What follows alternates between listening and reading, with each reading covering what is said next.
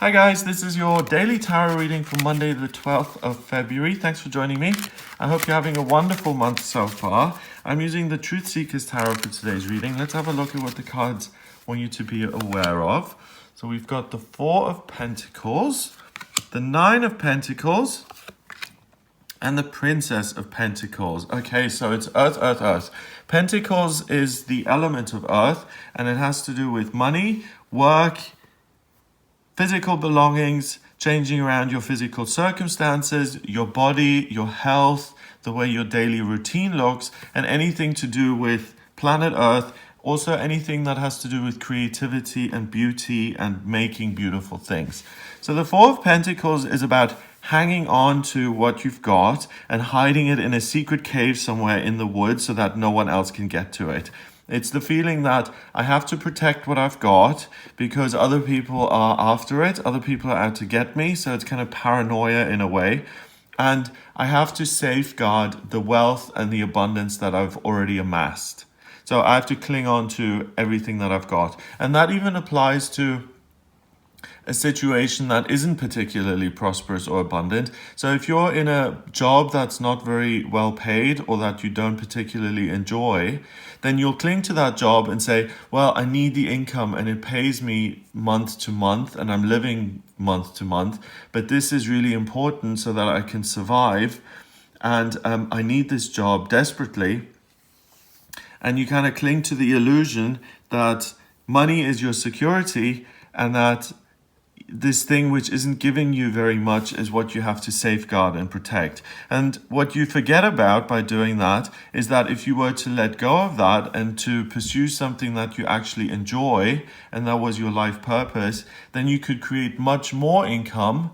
And then you can put yourself in a position where you make a lot of money, where you don't have to work, and live from hand to mouth all the time and just scrape by and get from month to month to month. So this is a kind of overly it's an excessive energy of trying to maintain what is without looking at what could be. It totally misses out all of the wonderful things that you can create that could safeguard you in future in a different way by making your life much bigger and making you much more prosperous. The next card is the Nine of Pentacles, and the Nine of Pentacles is a woman usually who is very abundant and prosperous because she works hard and because she's applied herself, and she is in a position where she can enjoy her finances and her wealth and all the beautiful things around her, and she can buy something if she likes it. There's no problem. She doesn't have to save up for things. If she sees something and she likes it, she can just buy it. And she's got that because of self-discipline and believing in herself and working at something that she cares about and that she's good at. So the cards are saying, let go of what is and listen to your feelings a little bit and use your energy in a way that serves you more instead of serving someone else. So if you're working for a company and they're not paying you very well, but you're working 60-hour weeks and you're not really benefiting from that in terms of how you're being paid and rewarded financially, then think about how you can use your amazing work ethic and your skills and everything that you've learned in your life so far to use that discipline and that energy in a way that's going to benefit you more. And then rather than just having 4 coins in your cave, you've got 9 coins in your cave. You've got much more abundance and you've got the freedom to actually enjoy the wealth, and you don't have to be so worried about maintaining something that isn't sufficient anyway. And that's the worst situation to be in, to be in a job where you're working really hard. And most companies do this. In the UK here, we've got something awful called 0-hour contracts. And it's companies like McDonald's and, all the really just kind of pernicious, harmful corporations. What they do is they hire people on a 0-hour contract. So that means that you're employed with them, but they don't give you any hours. So they'll say 1 week, we need you for 3 hours, and then the next week we need you for 40 hours. So it doesn't give you anything to plan around. You have no idea of what income you're making. And the kicker of those 0-hour contracts is that they're exclusive. You're not allowed to have any other employment as long as you're on one of those 0-hour contracts. So imagine if you're a single parent having to care for children and you're looking for work, and then one week they give you an hour and the next week they give you 2 hours, and then maybe in 4 weeks or something they give you 40. You're not going to be able to live off that, and it's a disgrace. So those kind of things being exploited, that's something that happens in our world, unfortunately. Corporations and individuals, they try and get the most out of the workers they've got, and they try and save as much money as possible. So rather than doing the decent right thing, they exploit people and they try and get away and cut corners and all of this stuff. So today you have the opportunity to listen to your feelings. They will guide you, in a sense, out of this place of fear and paranoia, and I have to keep everything as it is. And they will show you a way in which you can be freer, and which allows you to use your own skills in a more effective way, so that you can create more prosperity and abundance for yourself. And the thing I always say is that, as long as you're doing a job for the money, you're going to have a lack of prosperity, because you're focusing on the thing that isn't really the point. The point of working is to add value. And the more value you add, the more money you get as a side effect. It has nothing to do with working for money. It took me a long time to understand this. If you give people something that they want, or if you're really helping people through your work, or you're adding something really worthwhile that has genuine value and genuine meaning, then people will be happy to pay you. And there's a sense of, I'm giving you something valuable, so I can be reimbursed in a way that makes sense and that's equal and that's balanced.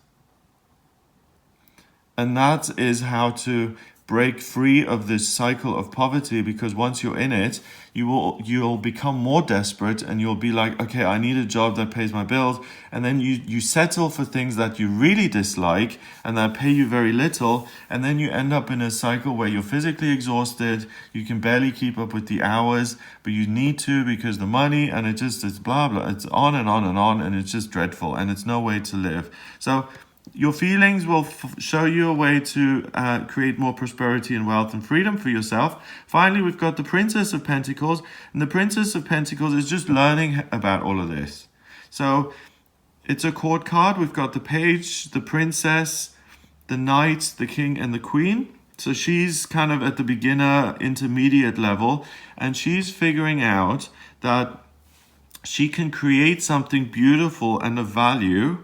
And that is going to provide her not just with 9 pentacles, but a skirt covered in pentacles and gold everywhere.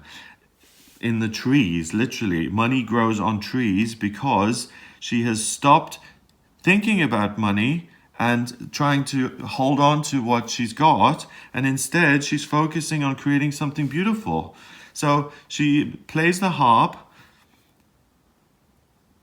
She gets picked up by some sort of concert or symphony, and she becomes the main harp player, and she gets paid a great deal of money because she adds something so beautiful, and she plays the harp in a way that no one's ever heard before, and people are so enchanted and enamored by it.